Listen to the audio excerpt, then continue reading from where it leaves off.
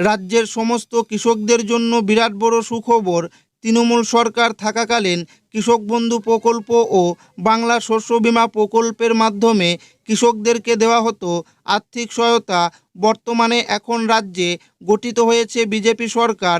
তাহলে কি সেই পুরনো প্রকল্পগুলি বন্ধ হয়ে যাবে, নাকি সেই প্রকল্পগুলির মাধ্যমে কৃষকদের ব্যাংক অ্যাকাউন্টে আর্থিক সহায়তা দেওয়া হবে? এছাড়াও কৃষকদের আর্থিক সহায়তা দেওয়ার লক্ষ্যে নতুন মুখ্যমন্ত্রী শুভেন্দু অধিকারী কী ঘোষণা করেছেন?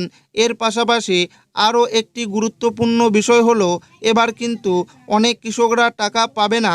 কারা কারা টাকা পাবেন, কারা কারা টাকা পাবেন না, টাকা পেতে গেলে কি করতে হবে, টাকা পাওয়ার জন্য মুখ্যমন্ত্রী শুভেন্দু অধিকারী কী নির্দেশিকা দিয়েছেন, সমস্ত কিছু জানাবো আজকের এই ভিডিওটিতে এবং আপনাদেরকে প্রমাণ সমেত দেখাবো।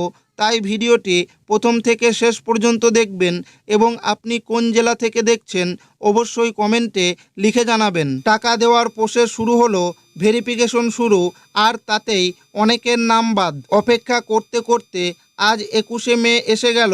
নতুন মুখ্যমন্ত্রী হিসেবে শুভেন্দু অধিকারী শপথ নেওয়ার পর রাজ্যের মানুষ ভেবেছিলেন একে একে বিভিন্ন প্রকল্প নিয়ে বড় ঘোষণা আসবে। বিশেষ করে কৃষকদের কৃষক বন্ধু এবং বেকার যুবক যুবতীদের জন্য ঘোষিত যুবশক্তি প্রকল্প নিয়ে অনেকেরই আশার চোখ ছিল। কিন্তু এতদিন পেরিয়ে গেলেও এখনও পর্যন্ত এই দুই প্রকল্প নিয়ে সরকারিভাবে কোনো স্পষ্ট আপডেট সামনে আসেনি। ফলে স্বাভাবিকভাবেই দুশ্চিন্তায় রয়েছেন সাধারণ মানুষ। অন্যদিকে শুধুমাত্র অন্নপূর্ণা ভাণ্ডার প্রকল্পের আপডেট এসেছে। ইতিমধ্যেই লক্ষ্মীর ভাণ্ডার প্রকল্পের ওয়েবসাইটটিকে নতুনভাবে আপডেট করে অন্নপূর্ণা ভাণ্ডার প্রকল্পের ওয়েবসাইট বানানো হয়েছে। তাই কৃষকরা কৃষক বন্ধু প্রকল্পের ওয়েবসাইটে প্রতিনিয়ত চোখ রাখছেন, কিন্তু এখনও সেরকম কোনো আপডেট আসেনি। এর মাঝে আরও একটি বড় খবর রাজ্যবাসীর চিন্তা বাড়িয়ে দিয়েছে। আগের সরকারের সময় চালু হওয়া ধর্মীয় ভাতাগুলো ইতিমধ্যেই বন্ধ করে দেওয়া হয়েছে।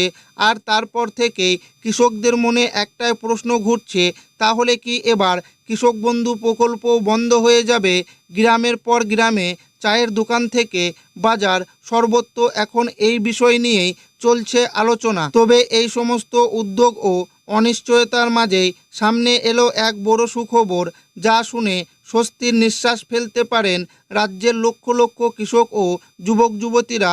শুভেন্দু অধিকারী মুখ্যমন্ত্রী হওয়ার পর থেকেই একের পর এক কর্মসূচি চালু করে যাচ্ছেন। তৃণমূল সরকারের সময় চালু হওয়া কৃষক বন্ধু প্রকল্প অনেক কৃষকের কাছে ভরসার জায়গা ছিল। এই প্রকল্পের মাধ্যমে জমির পরিমাণ অনুযায়ী কৃষকেরা বছরে 4,000 টাকা থেকে 10,000 টাকা পর্যন্ত আর্থিক সহায়তা পেতেন। পাশাপাশি বাংলা শস্য বীমা প্রকল্পের সুবিধাও দেওয়া হতো। ভোটের আগে বিজেপি প্রতিশ্রুতি দিয়েছিল সরকার গঠন হলে কেন্দ্রীয় সরকারের সব প্রকল্প পশ্চিমবঙ্গে চালু করা হবে। সেই অনুযায়ী প্রধানমন্ত্রী জন আরোগ্য যোজনা, প্রধানমন্ত্রী ফসল বীমা যোজনা, পিএমশ্রী যোজনা, বিশ্বকর্মা যোজনা, বেটি বাঁচাও বেটি পড়াও এবং উজ্জ্বলা যোজনার মতো একাধিক কেন্দ্রীয় প্রকল্প চালুর কাজ শুরু হয়েছে। 13ই মে বুধবার নবান্নে রিভিউ বৈঠকে ঘোষণা করা হয় আগামী 7 দিনের মধ্যে কেন্দ্রীয় সমস্ত প্রকল্পগুলির কাজ রাজ্যে শুরু হবে। সেই অনুযায়ী বিভিন্ন সরকারি অফিসে কাজও শুরু হয়ে গেছে। সূত্রের খবর, কৃষক বন্ধু প্রকল্পের পুরনো উপভোক্তাদের তথ্য ব্যবহার করেই নতুন প্রকল্পে টাকা পাঠানো হবে। তাই পুরনো উপভোক্তাদের নতুন করে আর আবেদন করতে হবে না। পাশাপাশি নতুন উপভোক্তাদের জন্য অনলাইন ও অফলাইন দুইভাবেই আবেদন করার সুযোগ থাকবে। খুব শীঘ্রই সরকারি ওয়েবসাইটে অনলাইন আবেদনের অপশন যুক্ত করা হবে বলে জানা গেছে। মুখ্যমন্ত্রী জানিয়েছেন, এসআইআরে যাদের নাম বাদ গেছে, অর্থাৎ যারা ভারতীয় নাগরিক নন, তারা সরকারি কোনো প্রকল্পের সুবিধা পাবেন না। যাদের নাম বাদ দেওয়া হয়েছে অথচ আগে সরকারি প্রকল্পের টাকা পেতেন, তাদের ভেরিফিকেশনের কাজ ইতিমধ্যেই শুরু হয়েছে। নারী ও শিশু কল্যাণ দপ্তরের মন্ত্রী অগ্নিমিত্রা পাল জানিয়েছেন, এসআইআর তালিকা নিয়ে বিশ্লেষণের কাজ চলছে।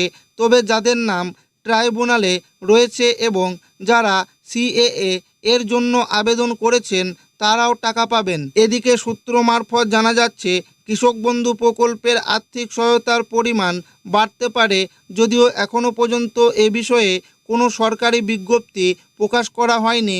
তবে এবার সমস্ত প্রকল্পের টাকা ডিবিটি মাধ্যমে সরাসরি ব্যাংক অ্যাকাউন্টে পাঠানো হবে বলে জানিয়েছেন মুখ্যমন্ত্রী শুভেন্দু অধিকারী। মুখ্যমন্ত্রীর ঘোষণা অনুযায়ী আগামী 1 জুন থেকেই সরকারি বিভিন্ন প্রকল্পের টাকা দেওয়া শুরু হতে পারে। সূত্র মারফত খবর, ওই সময় থেকেই কৃষক বন্ধু প্রকল্পের প্রথম কিস্তির টাকা দেওয়া হতে পারে। একই সঙ্গে ওই দিন থেকেই সরকারি বাসে মহিলাদের জন্য সম্পূর্ণ বিনামূল্যে যাত্রার ব্যবস্থা চালু কার্যকর হবে।